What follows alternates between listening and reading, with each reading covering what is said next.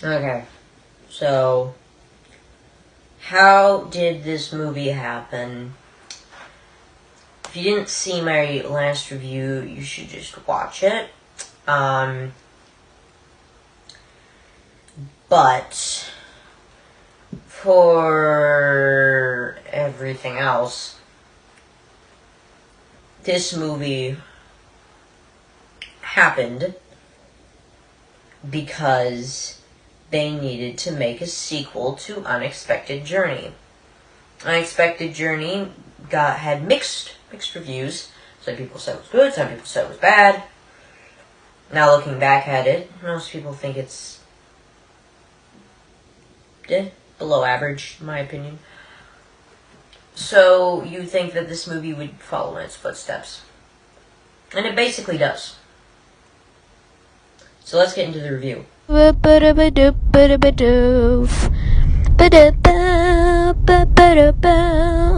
So, now, let's see. What is this?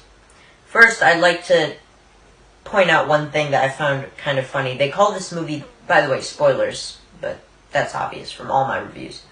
They call this movie The Desolation of Smaug, but they don't destroy Smaug in the movie. They start a fight with him that presumably ends in the Battle of the Five Armies, or whatever, the next movie. Or is it called the Battle of the Five Armies? I don't know.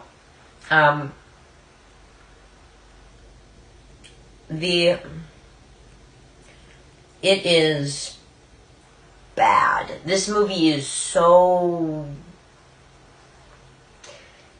below average. It's almost the same as the last movie. Kind of, I don't know. I want to come up with new things, but there aren't as many easy targets.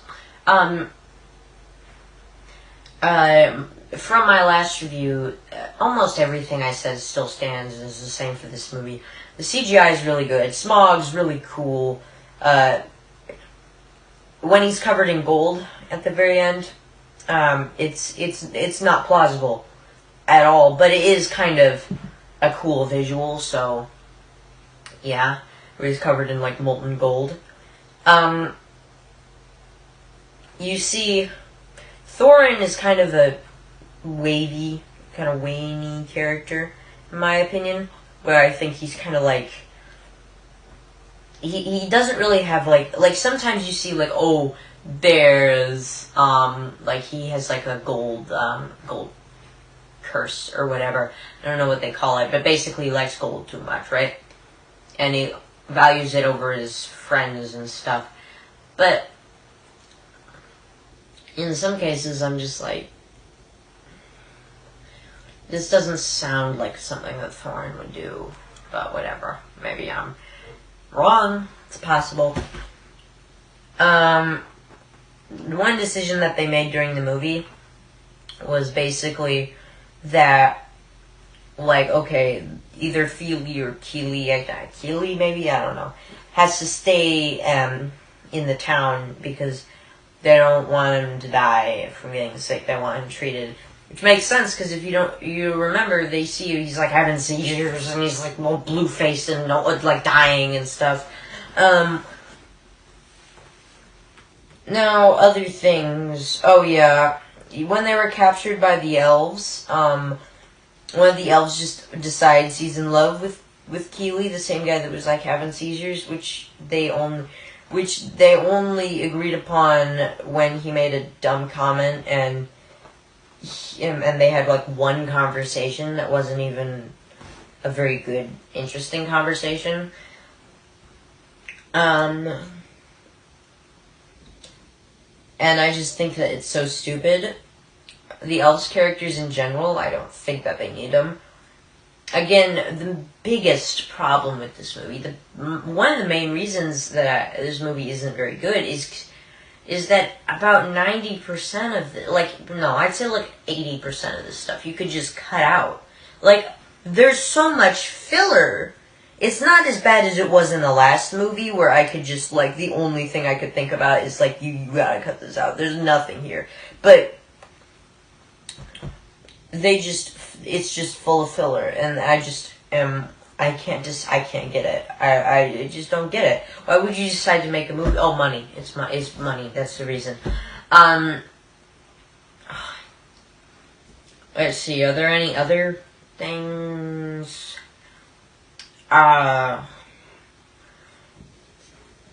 Again, the CGI is really good. I'm not sure if I said that. I might have said that at the beginning. It's really good. I'm going more into that. It actually feels like you're actually looking at something, even though the models aren't very amazing. The way that they integrate them into the world actually looks like they're there. So even though they don't look very realistic, it does actually look like they exist. And that might be just due to the actors being so good. The set design, again, looks really good. The color palette, I have a bit of a problem with this. It's either really, really, like, it's like almost always super pale. There's no colorful scenes, and I'm just like, come on. But, I don't know. It's not super noticeable, except there are some times where it's like really noticeable. I'm just like, what? But it might be intentional, and I'm just an idiot. But, like, it just looks so bad. Honestly,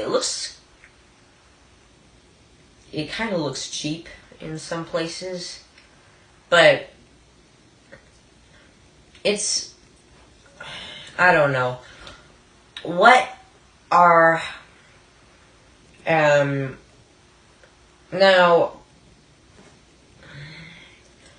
the dragon, he is animated really well, but his fight scene, like them, from the time that they turn the key and Bilbo Baggins goes in to the end of the movie, that drags on way too long.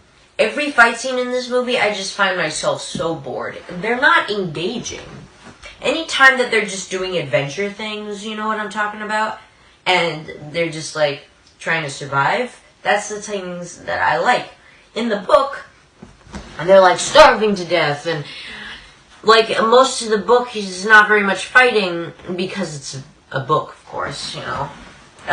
But that works to its advantage, because there's just, it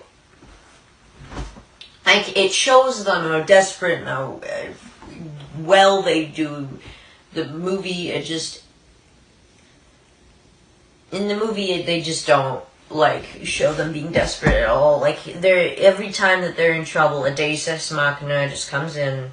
Every time that they think there's no way out, they think of a way to get out, and it's just like they somehow all make it. Every time that somebody's in any remote danger at all, they just find a way to save them. Like, have you ever seen, like, I haven't seen Game of Thrones. Not yet. I will. I'll watch it and I'll review it on the channel once I read the books. Because I always read the books before I watch the movies if I'm going to review them. So, once I read the Song of Ice and Fire books, well, all the ones that have come out, at least, then I'll watch the TV show and I'll review it for you. But everyone I feel like that the reason that all these people survive is because they have plot armor on. It's not actually because they're smart. Now in the book, yeah, I'll admit, there's a bit of plot armor. One of them or two of them should have died. But like 3 of them died at the end, so it's like, you know. But, it's just, it feels like the only reason that they survived all of this is because they were the main characters, right? Like in Game of Thrones, like I bet half of them would have died at least, if not more. They might have just completely failed and all of them would have died. That's very possible. I assume that their deaths would also be quite gruesome, but whatever.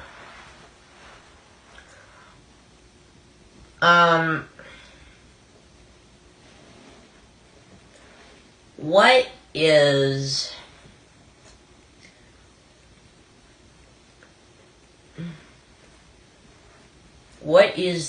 worst thing about this. I can't tell you. I don't know what the worst. No, I do know what the biggest problem with this movie is, but so far, I'd say it's a little bit better than the last one. Maybe that's just me, being like, but it feels like what they did is that they thought that they were gonna disperse everything equally, so they put in a ton of filler at the beginning of the movie, and then they decided at the second movie, during the second movie, that they were just gonna, have this, the rest of the movie happen. So, it doesn't feel like there's as much filler, because it seems like what happened is that they were planning on each movie covering a third of the story, but actually they decided that the second movie was going to cover half the story, and then the third movie was just going to cover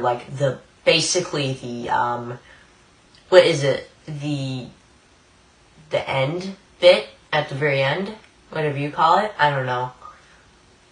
The afterlog and the Battle of Smaug, Battle of Five Armies.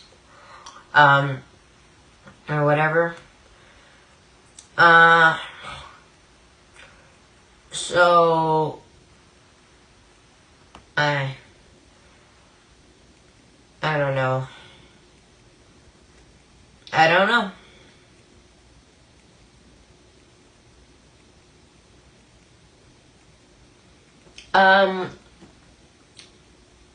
What are other things? What to say? This movie is just basically more of the same. Honestly, it kind of feels like all three of the movies are not individual stories, and that they're kind of you could watch them all back to back, and that would make it seem make a lot more sense. They don't stand on their own, which is sometimes bad, but sometimes good. In Avengers Endgame, they use it to their greatest capacity, because it stands alone as its own movie, but you're not going to understand or enjoy the movie if you don't watch at least most of the Marvel movies that came before it. There are a couple you could skip, Incredible Hulk. You don't need to see that. They basically retcon everything that happened in that movie anyway, so it doesn't matter. But